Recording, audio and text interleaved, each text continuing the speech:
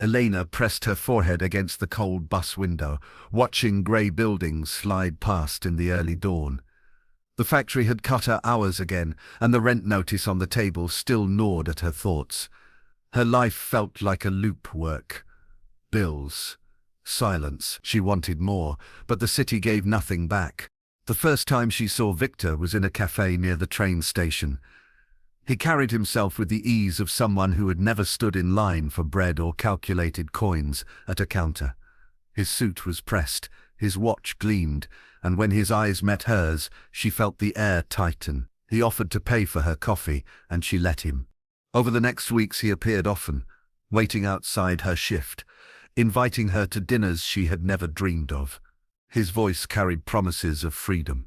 "You deserve better than this, Elena," he told her one evening, sliding a diamond bracelet across the table. "Come with me. Turkey is beautiful this time of year. We could start new there." Her mother noticed the gifts piling up.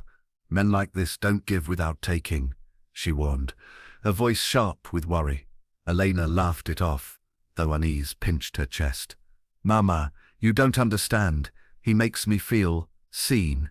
The night before their flight, Viktor whisked her to a rooftop restaurant overlooking the city. Candles flickered in the wind, and violins hummed softly. Elena sipped champagne, her head spinning with images of a new life. She imagined white beaches, silk dresses, a home filled with laughter. "Tomorrow," Viktor said, lifting his glass, "you leave this grey world behind. With me, nothing will chain you again." The words lodged deep inside her, powerful enough to bury every doubt. She nodded, smiling through the shimmer of tears. At the airport, Elena clutched her passport with trembling fingers. Her mother's last words still echoed, "Don't lose yourself, my child," but Viktor's hand was firm on her back, guiding her toward the gate. Cameras flashed in her mind, her mother's tired eyes, the peeling paint of her apartment walls, the clock ticking on her youth. The plane roared to life. As clouds swallowed the city below, Elena leaned against Viktor's shoulder. He kissed her hair, whispering, "A new beginning." She closed her eyes, believing him. When the wheels touched down in Antalya, the air was thick with sea salt and jasmine. Luxury cars lined the terminal, and Viktor's driver bowed before him. Elena felt the weight of the bracelet on her wrist, a reminder of everything she was leaving behind. She looked out at the shimmering coastline and exhaled. This was the escape she had begged for, glittering and irresistible. What she did not notice was the way Viktor's eyes lingered on her, not with love, but with possession, sharp and silent.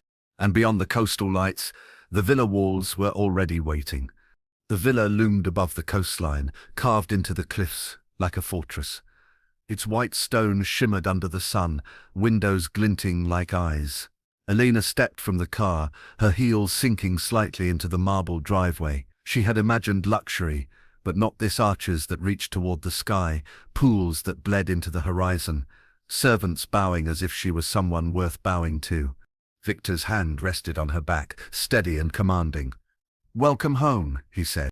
Inside, chandeliers scattered light across endless halls. The air smelled faintly of sandalwood and salt. Elena traced her fingers along velvet curtains, golden frames, polished floors. Each room promised a different dream: a piano waiting in silence, a library thick with unread books, a terrace where the sea roared endlessly below. At dinner the table stretched far enough to make her feel small. Platters of lamb, olives, figs and wine filled the space. Viktor sat at the head, gesturing for her to take the seat closest to him. "You see," he said, his tone smooth but edged, "this is what you deserve. No more grey mornings, no more debts, only beauty." Elena smiled, though her stomach twisted with nerves. "It feels unreal." "Reality is what I make of it," he replied, his gaze lingering until she looked away. Days blurred into a pattern, Viktor deciding what dress she should wear, where they would dine, when she should answer calls. The bracelet on her wrist became heavier, with each passing hour, as if it were a shackle disguised in diamonds. When she asked to call her mother, Viktor's smile tightened. Later, he said, "Don't let the past poison your future." One evening, Elena stood on the balcony, the wind tugging her hair. Below, waves smashed against the rocks, fierce and endless. The view was beautiful, yet isolating. No neighbors, no streets, only water and forest. She shivered at the thought of how far she was from everything familiar. Behind her, Viktor appeared silently, placing a necklace around her throat. The gems caught the moonlight, cold against her skin. "You're mine now," he whispered. The words made her heart stumble. She forced a smile, leaning into him, though unease curled inside her like smoke. At night, silence swallowed the villa. Elena would lie awake, listening to footsteps echo in distant halls, unsure if they were real or just her imagination. Shadows clung to the corners, and sometimes she felt eyes on her even when Viktor was asleep beside her. When she tried to text her friend back home, the phone flickered. No service. Viktor claimed the cliffs blocked the signal. He promised to fix it soon, but days stretched on and nothing changed. Elena pressed her forehead to the glass one night, staring at the dark forest beyond the walls. For the first time she shared if the glittering escape was not freedom at all, but a cage made of gold and stone. And in that thought, a quiet fear took root, one that would soon grow too large to ignore. Elena's days grew quieter, her world shrinking within the villa's gates. At first she tried to tell herself it was love that Viktor's control meant devotion. But the excuses grew thinner with each passing week.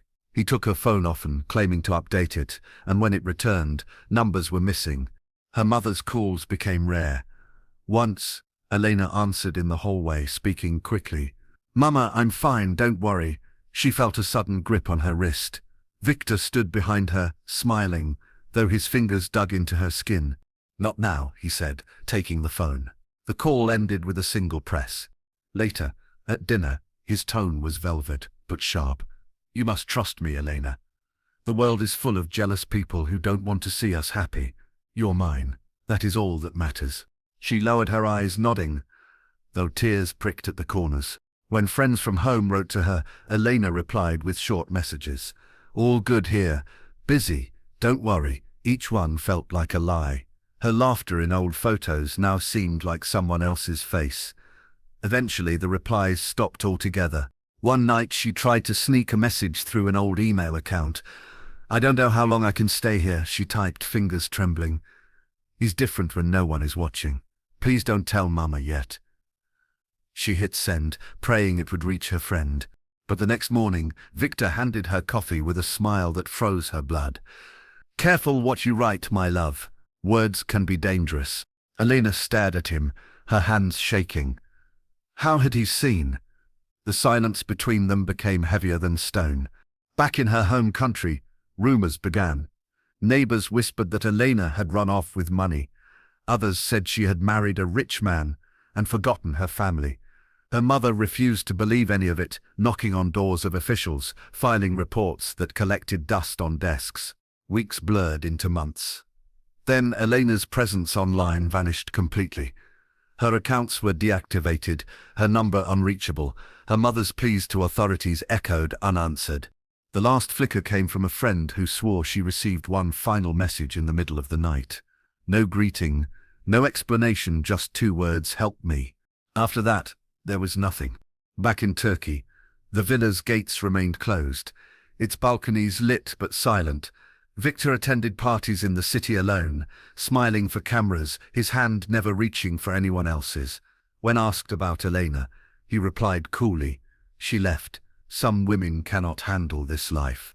But in the stillness of the coastal nights, the sea roared against the cliffs, as if trying to tell a truth no one yet dared to hear. And far from the glittering shoreline, in the forests beyond, something darker waited to be found. The forest lay far from the polished coastlines and crowded bazaars, thick with pine and silence. Locals avoided it after dark, saying the paths twisted back on themselves, and the air turned colder than the season allowed. It was here, one autumn morning, that 2 hikers followed a deer trail deeper than they had intended. They noticed the hut first, leaning, weathered, almost swallowed by branches. Moss crept along its roof, and the door hung crooked on rusted hinges. Curious, they pushed it open.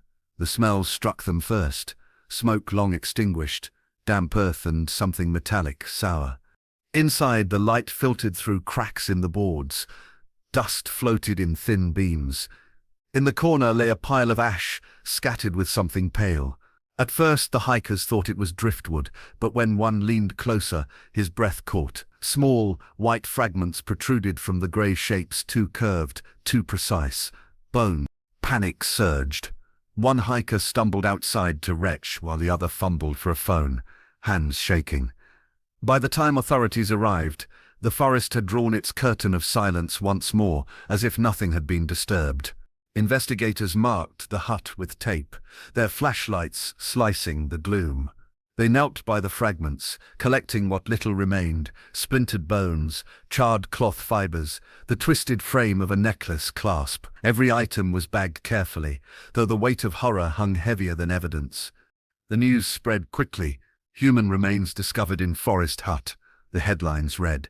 Cameras crowded the narrow trail, reporters shouting questions at officers who offered no answers. Whispers turned to frenzy when rumors tied the bones to a missing foreign woman, a young visitor last seen with a wealthy businessman.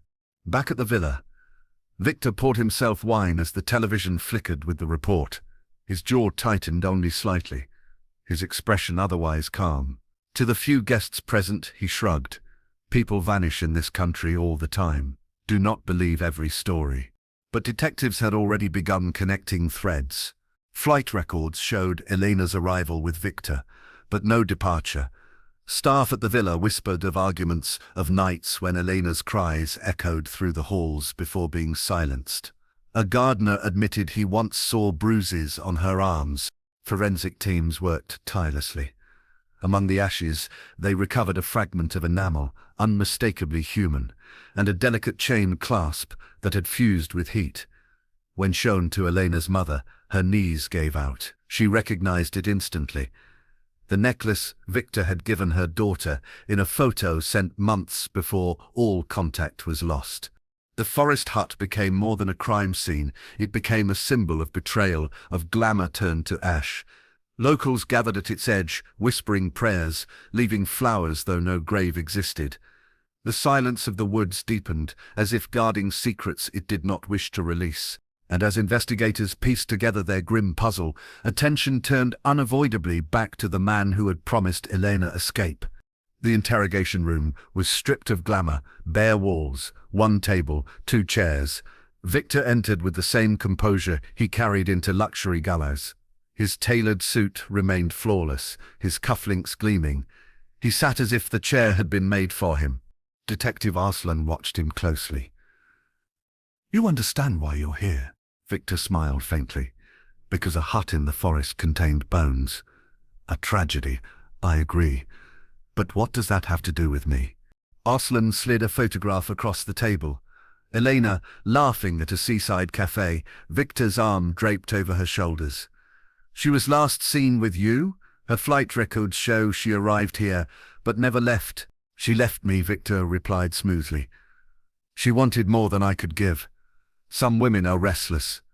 She disappeared by choice." Yet his calm words were betrayed by small cracks. He avoided the photograph, his jaw tightening each time Elena's name was spoken. Investigators had more. Receipts placed him near the forest weeks before Elena vanished. A caretaker confessed to hearing muffled cries in the villa. A maid admitted she once saw Elena's wrist bruised, her phone snatched away. When confronted, Viktor leaned back, steepling his fingers. Lies. Servants resent the wealthy. They invent stories to destroy reputations. But his mask slipped further when detectives presented the necklace clasp recovered from the ashes. Arslan placed it gently on the table. Her mother identified this. "Do you deny giving it to Elena?" For the first time, Viktor's expression faltered. His eyes lingered on the charred metal, a shadow crossing his face. Then he forced a chuckle. "Jewelry is easily copied. Anyone could have owned that."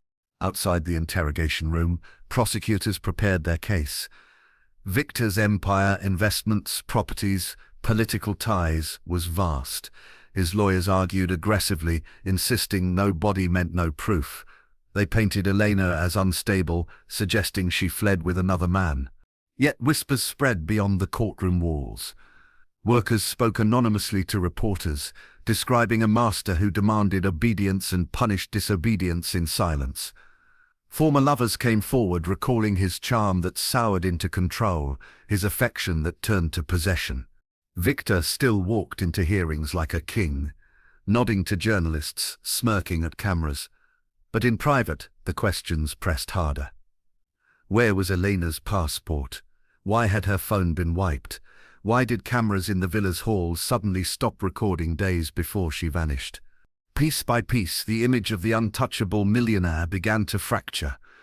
The public, once dazzled by his fortune, now saw something darker in his poise, a man rehearsed not in love, but in lies. And as evidence tightened like a noose, Viktor's trial loomed, promising to expose whether his charm had been only a mask concealing obsession and violence. The courthouse was crowded long before the doors opened.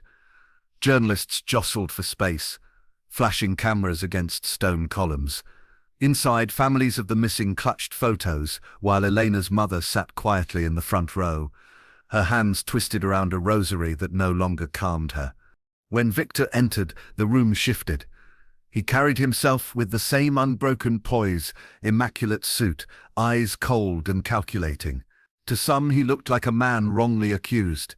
To others, he looked like power made flesh, untouchable, unrepentant. The prosecution began with testimony. A maid recalled nights of muffled arguments, Elena's voice cracking through walls. She begged him to let her call home, the woman said, her eyes downcast. A gardener admitted he once saw Elena running across the terrace barefoot, tears streaking her face, before Viktor pulled her inside. Viktor's lawyers objected, dismissing the accounts as emotional fabrications, but the courtroom leaned forward when the prosecution produced a leather-bound journal, Elena's handwriting, recovered from a drawer hidden in the villa.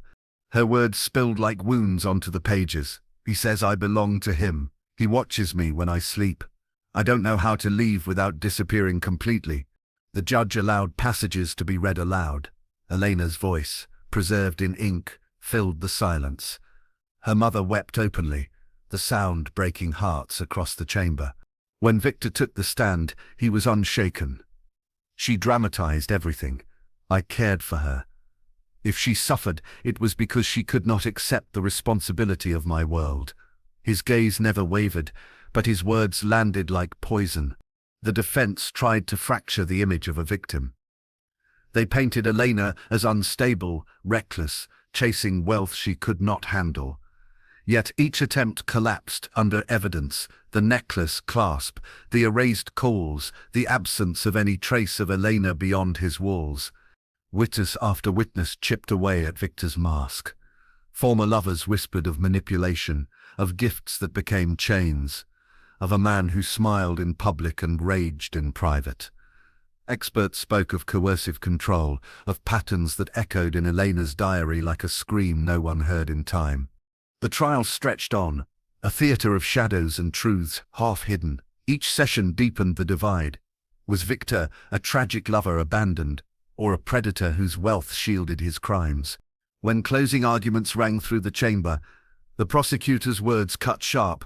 We do not have Elena's body whole, but we have her voice, her fear, her silence turned to ash, and we have the man who controlled every breath she took. The jury withdrew, leaving the courtroom suspended in breathless stillness. Elena's mother held the rosary tighter, whispering her daughter's name, as if the walls themselves could carry it to wherever her spirit remained. And when the verdict neared, the world waited, knowing justice could never bring bones back to flesh, but it might finally strip the mask from a millionaire who believed himself untouchable. The jury returned after hours of silence, their faces grave. The judge's voice carried across the packed courtroom. Guilty on multiple counts: coercion, unlawful confinement, destruction of evidence. But the charge of murder wavered. Without a full body, without certainty, the verdict stopped short of absolute. Gasps rippled through the chamber. Elena's mother pressed her rosary to her lips, tears spilling freely. For her, no sentence could weigh enough. No words could replace her daughter's voice. Yet in the clasp of the necklace, in the ashes that spoke louder than denial, she found a fragment of truth acknowledged at last. Viktor stood motionless, his expression carved in stone. Even as guards moved to escort him away, he managed a faint smile, the kind that sent a chill through those watching. It was the smile of a man who believed some part of him remained untouchable. Outside, reporters shouted, lights flashing like a storm. The story traveled faster than borders could contain. The millionaire, the missing woman, the hut of bones. In cafes, on buses, in homes across continents, Elena's name became a warning whispered between mothers and daughters. Weeks later, the forest hut was sealed, its walls collapsing under weather and time. Locals avoided the trail, yet some left flowers at its threshold, small offerings to a woman they had never known, but felt they had lost. The silence of the trees seemed deeper now, as though they remembered what had been burned within them. Elena's mother carried the necklace clasp in a small wooden box. Sometimes she opened it at night, running her fingers over the charred metal. It was all that remained of the life her daughter had dreamed of, all that wealth and promises had stolen. In the end, Elena's story lived not through her bones, but through the voices that refused to forget. Every headline, every testimony, every whisper carried her name beyond the villa, beyond the courtroom, beyond the silence Viktor had tried to impose. And in that echo, her bones spoke, not of despair but of a truth too heavy to bury, a truth that even fire could not erase.